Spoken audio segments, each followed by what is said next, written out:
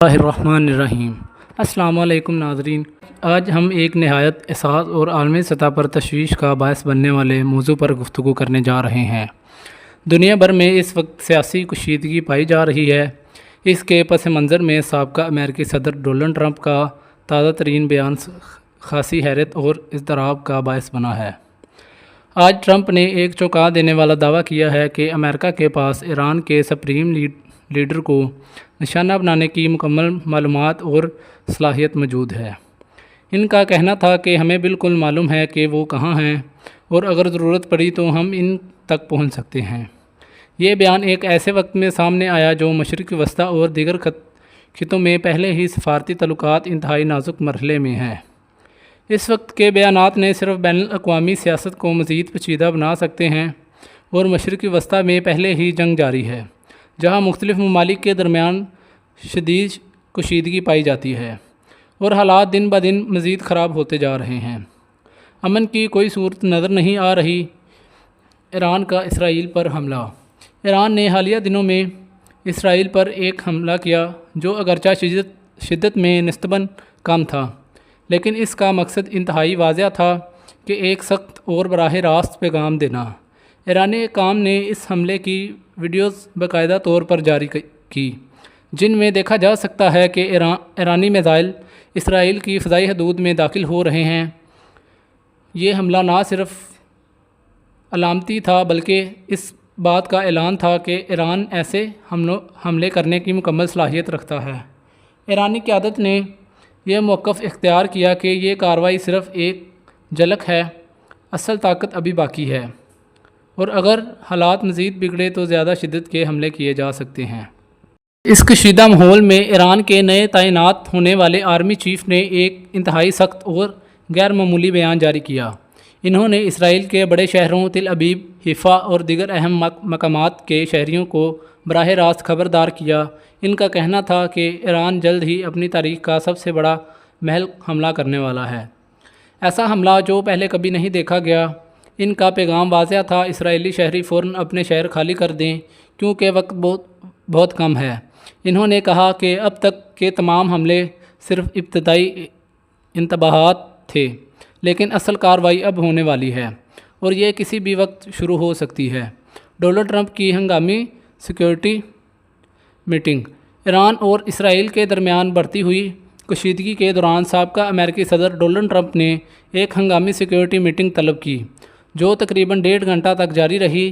اس meeting میں اعلیٰ سطح کے دفاعی اور خفیہ اداروں کے حکام نے شرکت کی اور عالمی صورتحال پر تفصیلی مشاورت کی گئی۔ اس اجلاس کے بعد 2 نہایت اہم فیصلے سامنے آئے۔ ڈونلڈ ٹرمپ نے ہنگامی سیکیورٹی اجلاس کے بعد اپنا موقف پوری شدت سے واضح کر دیا۔ انہوں نے نہ صرف ایران کے ساتھ کسی بھی قسم کے مذاکرات کو فوری طور پر مسترد کیا، بلکہ اپنے اعلیٰ حکام کو سختی سے ہدایت دی کہ ایران سے کوئی رسمی یا غیر رسمی رابطہ نہ رکھا جائے۔ ان کا کہنا تھا کہ ایران کے موجودہ رویے اور خطرناک اقدامات کے بعد بات چیت کا دروازہ بند ہو چکا ہے۔ اب امریکہ کی حکمت عملی صرف ایک ہے، بھرپور اور فیصلہ کن طاقت کا مظاہرہ۔ اس کے ساتھ ہی انہوں نے ایران کے خلاف ایک بھرپور فوجی کارروائی کا فیصلہ کیا اور اعلان کیا کہ امریکہ اب اس جنگ کا باقاعدہ حصہ بن چکا ہے۔ ان فیصلوں کے بعد ٹرمپ کو امریکہ کے اندر اور باہر شدید تنقید کا سامنا کرنا پڑا۔ بہت سے تجزیہ کاروں، سیاستدانوں اور صحافیوں نے الزام لگایا کہ ٹرمپ نے ان خاموش مگر خطرناک جنگ چھیڑ دی ہے، جس کے عالمی اثرات خطرناک ہو سکتے ہیں۔ کچھ ناقدین کا کہنا ہے کہ ٹرمپ اس پورے معاملے کو اپنی سیاسی مفادات، بالخصوص آئندہ الیکشنز میں مقبولیت حاصل کرنے کے لیے استعمال کر رہے ہیں، لیکن اب صورتحال اس حد تک جا پہنچی ہے کہ امریکہ نے اس عملی طور پر خود کو اس تنازع میں مکمل طور پر جھونک دیا ہے۔ امریکہ کے فیصلے کے بعد یورپی ممالک میں میدان میں آ گئے ہیں۔ جرمنی نے نہ صرف ایران کو کھل کر خبردار کیا بلکہ اس نے عالمی برادری کو باور کرایا کہ وہ اب ایران کے ایک خطرہ سمجھتا ہے جسے ختم کرنا ناگزیر ہو چکا ہے۔ جرمن حکام کا کہنا ہے کہ ایران کی عسکری طاقت ماضی کی نسبت کمزور ہو چکی ہے اور اب وہ دوبارہ اپنی پوزیشن حاصل کرنے کی صلاحیت نہیں رکھتا۔ اس دوران فرانس، برطانیہ اور دیگر مغربی ممالک نے مل کر ایک مشترکہ حکمت عملی پر کام شروع کر دیا ہے تاکہ ایران کے جوہری پروگرام کو ہمیشہ کے لیے ختم کیا جا سکے۔ ان ممالک کا موقف ہے کہ صرف اسرائیل کے کندھوں پر یہ ذمہ داری ڈالنا کافی نہیں، بلکہ عالمی اتحاد کے تحت ایران کو روکنے کے لیے سخت اور مشترکہ اقدامات ضروری ہیں۔ یہ بیانات اس بات کا ثبوت ہیں کہ ایران کے خلاف ایک عالمی بلاک بن چکا ہے جو کسی بھی وقت عسکری کارروائی میں تبدیل ہو سکتا ہے۔ واشنگٹن پوسٹ کے ایک حالیہ رپورٹ کے مطابق اسرائیل اس وقت انتہائی نازک اور کمزور دفاعی صورتحال سے دوچار ہے۔ رپورٹ میں بتایا گیا کہ اگر اسرائیل کو امریکہ کی عسکری مدد حاصل کرنی ہو تو وہ بمشکل 12 دن تک کسی مکمل جنگ کا سامنا نہیں کر سکتا۔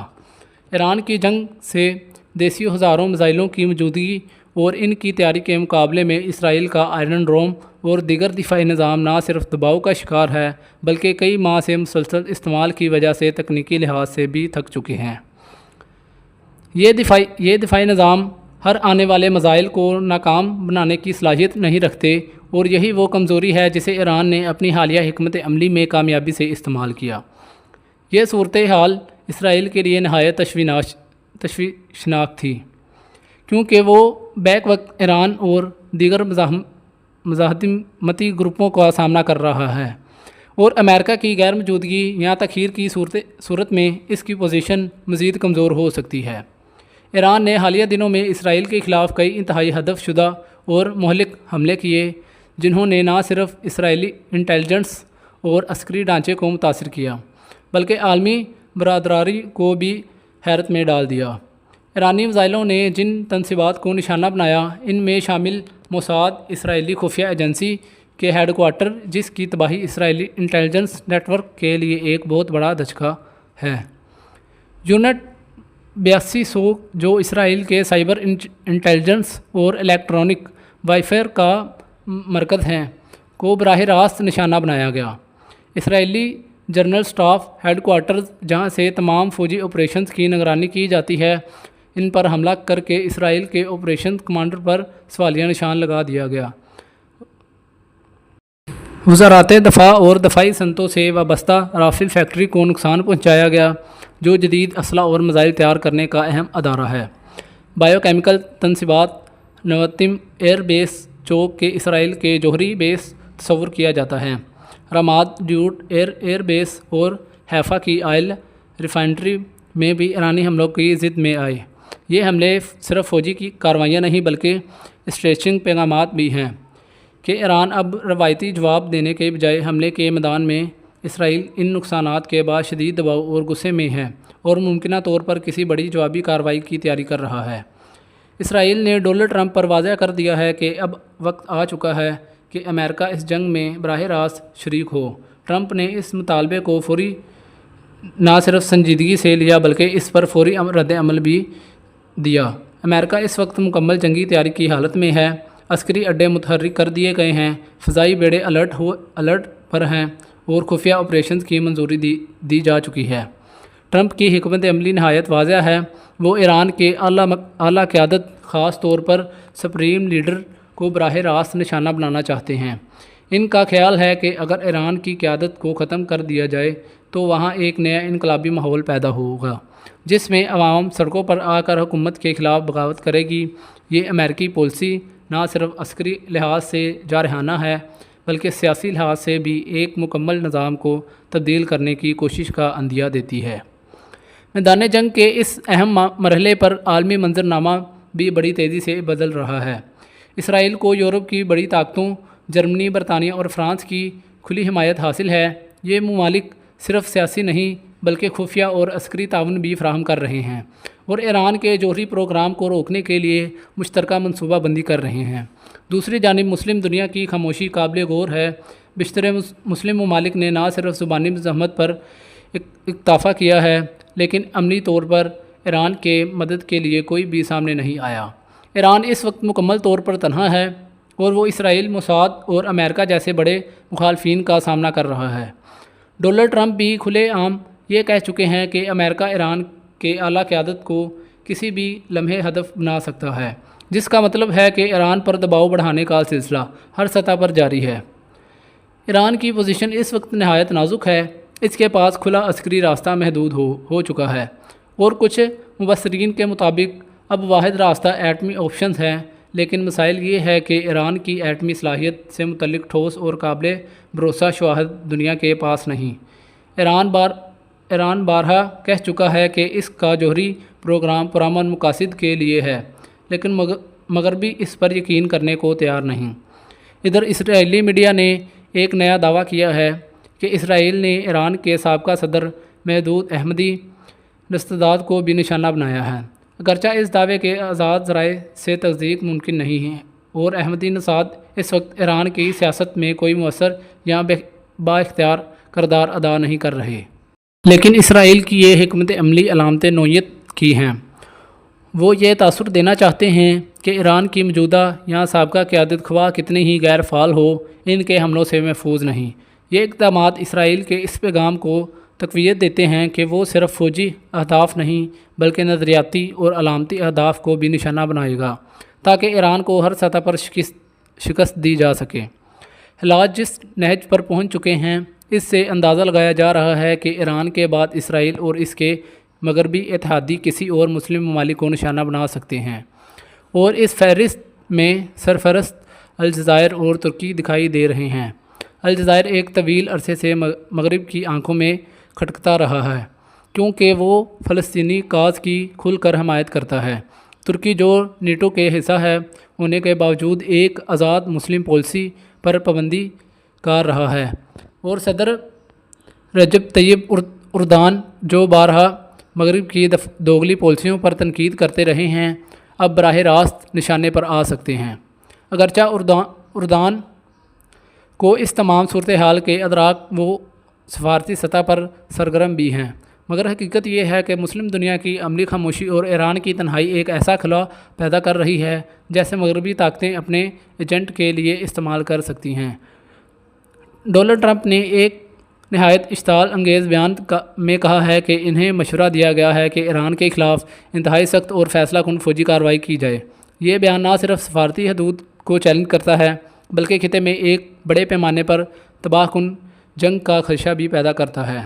قابل غور بات یہ ہے کہ اسرائیل جو خود ایک ایٹمی طاقت ہے، اس کے ایٹمی ہتھیاروں پر کبھی کوئی بین الاقوامی بحث نہیں ہوتی۔ دنیا خاموش سے اس سے نظر انداز کرتی ہے۔